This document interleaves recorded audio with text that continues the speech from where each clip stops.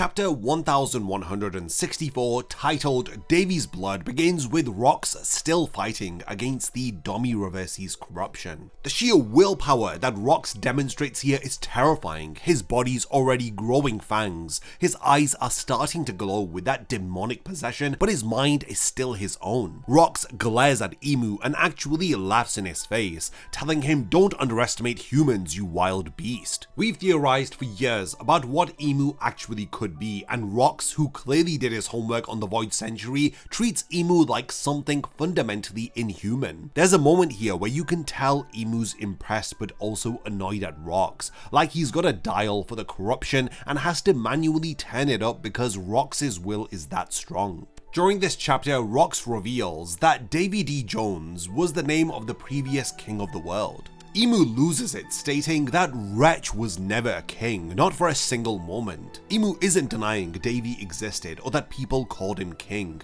He's denying Davy's legitimacy as a ruler. Possibly Davy declared himself king while Emu was already in power and refused to acknowledge it. Either way, there's 800 years of history packed into Emu's reaction here. Rox continues to push, stating, "You've been afraid for a long time, haven't you? Afraid that someday someone will inherit Davy's will and fulfill the promise." And then we see a panel of Eris clutching an infant Teach, the future Blackbeard, the man who will carry forward this exact legacy. Here's where Rox separates the two lineages. He states, "I wonder who scares you the most, Davy D or Joy Boy." These are two separate wills and approaches to the same goal of overthrowing Emu's tyranny. Joy Boy represents freedom. He's the first pirate, someone whose will can be inherited by anyone with the similar mindset. Davy was a king, someone whose legacy travels through actual bloodline. That's why Emu can try to exterminate the Davy clan, but can never truly kill Joy Boy's will, because Joy Boy is more of an ideology which cannot be murdered. Emu gloats about finding perfect soldiers, a gentle nation of big buffoons. He's referring to Harold and the Giants admitting his plan to corrupt Elbaf. Rox tells Emu to stay away from Harold, he just wants peace. And this is where the Domi Reversi finally takes full control. People have spoken about this emotional quicksand theory with Domi Reversi, where the more emotions that you display, the stronger the grasp that Domi Reversi has over you. Rox had been resisting through sheer willpower and verbal sparring,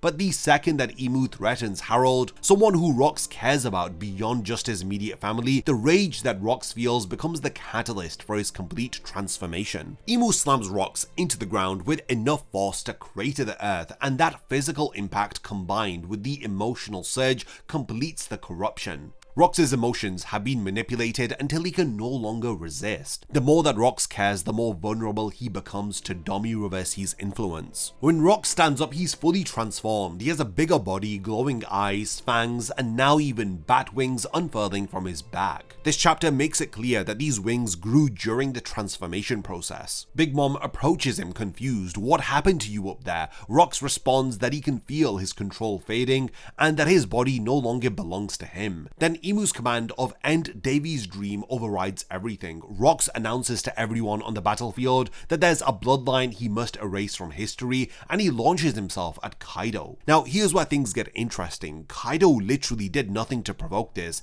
He's just standing there, probably confused about why their combined attack on Emu had failed, and Rox grabs him mid-transformation into dragon form and hurls him into a mountain. The one-shot is embarrassing. This is young Kaido who just ate the mythical dragon fruit, and Demon Rox treats him like a training dummy. Big Mom immediately retaliates, furious that Rox had attacked Kaido. This proves that there actually was some care amongst the Rox pirates, despite all of the propaganda about them being dysfunctional. Big Mom screams, "Aren't we meant to be allies?" before swinging at Rox, but he just backhands her into the same mountain that he threw Kaido into. When Rox turns towards Whitebeard, he has this expression which is both conflicted but determined. He understands that something is wrong with his captain. He asks, "So we're in your way, Rox?" When Rox confirms it, Whitebeard doesn't hesitate. He activates his Gura Gura no Mi enemy, charges up that quake bubble on his arm and blocks Rox's sword strike with his bare elbow. Whitebeard isn't going all out here because he doesn't want to hurt Rox, as he understands that this is a lost cause and he's just buying time here. The clash between them generates a shockwave so powerful that one of God Valley's twin mountains, those iconic peaks that we've seen in every established shot, just splits and collapses. Half of the mountain crumbles from a single blocked attack.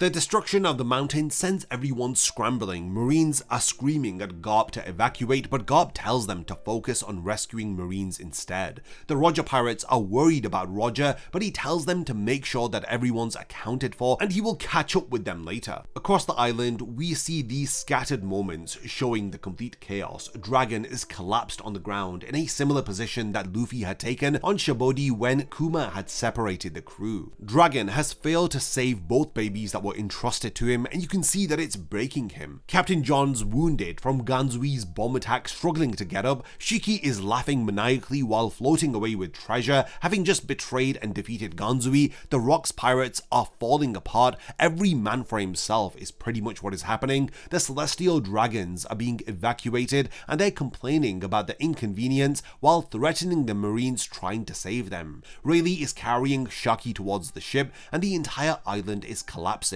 into chaos, and through it all, Demon Rox is hunting his own family. Eris sees her husband approaching and she immediately understands. She says, "You lost, didn't you?" She apologizes to him, saying, "You faced that thing to save us even though you weren't ready yet." That line, "you weren't ready yet," suggests that Rox had a plan, a timeline, specific conditions that he needed before he had to confront Imu. Maybe he needed to find certain weapons, master certain techniques, or wait for prophesized circumstances, but his family being used as bait forced him to take action, and Eris recognizes that her husband went into a fight he knew that he couldn't win because he loved and cared for his family more than the plan that he had to defeat Imu. Eris didn't freeze. She doesn't beg Rox to remember her. She grabs Teach and runs, telling him, "We have no choice but to jump into the sea. I won't let the Davy clan end here. We'll survive no matter what." She reaches a cliff's edge with the demonic rocks behind her and marine ships in front of her opening fire with cannons. She's begging for anyone to help as tears stream down her face. She clutches Teach tightly and prepares to jump into the ocean as a final desperate gamble.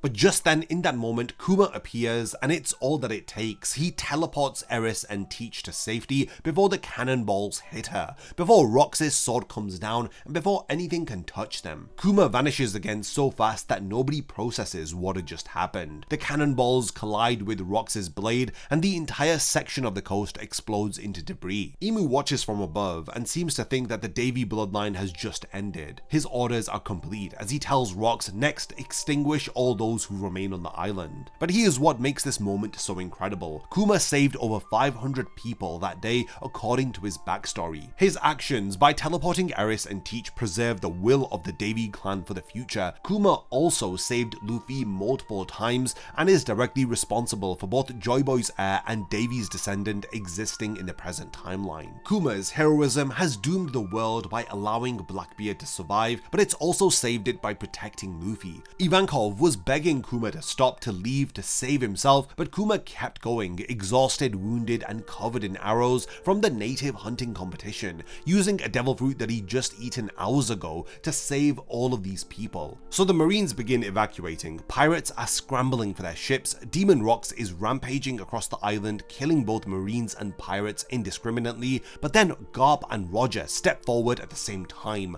calling out to get Rox's attention. Rox unfurls his bat wings that weren't there before. His transformation is still progressing as he lands in front of both of them. Garp looks at what his former rival has become. He states, "What the hell have you turned into, Rox?" Roger draws his sword, stating, "I won't let you go after my crew." Then they hear it, Rox's voice, but he's not speaking. His mouth isn't moving. It's the voice of all things, that telepathic communication ability that we've seen Roger use with Sea Kings. Rox calls out to both of them, saying, "Roger, Garp." Roger wonders wonders whose voice is this, but Garp doesn't seem surprised by the mysterious voice in his head. Then comes Rox's final request, which breaks everything. With tears in his eyes, he tells the two of them, "Please kill me." Rox is crying through the demonic transformation. His body is completely under Emu's control, charging at Roger and Garp with killing intent, but his consciousness is screaming for mercy through the only channel that is still available to him. He can't stop his body from moving. He is unable to override Emu's commands, and he can't do anything except beg the two strongest fighters on the island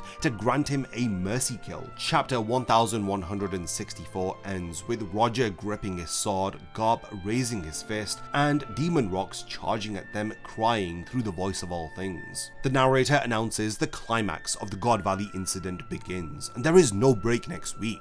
Now we are finally beginning to understand the context of what had happened during the God Valley incident, and why Roger and Garp had to team up against Rox. They weren't defeating a villain, they weren't trying to protect celestial dragons from an evil pirate. Both of them were being forced to mercy kill Rox, someone who was fighting for what was right, whose crime was loving his family enough to challenge a false god like Emu. Sengoku told the world that Garp and Roger defeated Rox, the evil pirate who threatened celestial dragons. The truth is that they granted a dying request from a man who'd been turned into a weapon against everything that he believed in. Garp became the hero of the Marines for this, and he'd been ashamed of that title ever since, refusing to discuss God Valley, shutting down any mention of it because deep down he knows he didn't do anything heroic that day. The entire story of the God Valley incident was propaganda. Roger arrived to save Shaki and ended up having to kill someone he respected. Garp was chasing after Roger because of their rivalry, but then he ends up facing off against a mind-controlled Rox. The victory everyone celebrates was actually a tragedy. The hero title given to Garp was for participating in genocide and putting down Rox, whose only crime was to protect his family from extermination. The evil pirate Rox was actually trying to overthrow the false god who's been manipulating the world of One Piece for over 800 years. Despite Emu's best efforts, despite the genocide and demonic transformation, and complete rewriting of history itself, all of this has failed. The Davy bloodline has in fact survived via the infant Teach, and Joy Boy's will has survived to be inherited by Luffy. The truth that Emu tried to bury is finally emerging. God Valley wasn't the end of his opposition, it was just the catalyst that would eventually lead to his downfall in the present timeline. Now we've got Blackbeard actively pursuing kingship, carrying forward Davy's promise, whether he fully understands it or not, and we have Luffy embodying Joy Boy's will of absolute freedom. When these two inherited legacies finally converge, when the descendant of Davy and the heir of Joy Boy are forced to work together, that's when Emu's worst nightmare will become a reality. The promise that Davy made centuries ago, the dream that Rox died trying to fulfill, and the will that Blackbeard carries forward, it's all building towards this moment. Not one inherited will challenging Emu, but both combined into an unstoppable force. 38 years after the God Valley incident, history is repeating itself on Elbaf, with the giants being demon transformed just like Rox was. But this time we have the will of Joy Boy present, as hopefully Luffy is there to break the pattern and to truly disrupt the plans of Emu. Well, that was chapter 1164 titled Davy's Blood. Let me know all of your thoughts about this incredible new chapter of One Piece. If there's anything that I've forgotten to mention, then let me know by continuing the discussion in the comments. And lastly, thank you for making it to the end of this one, and I look forward to seeing you in my next video. A massive thank you goes out to all of my amazing Patreon supporters for helping to make this video possible. If you also want to support the channel and see your name in the end of my videos, then check out my Patreon, which has loads of perks like early video access and so much more. Thank you for sticking around till the end of the video, and whatever you contribute will mean a lot to me.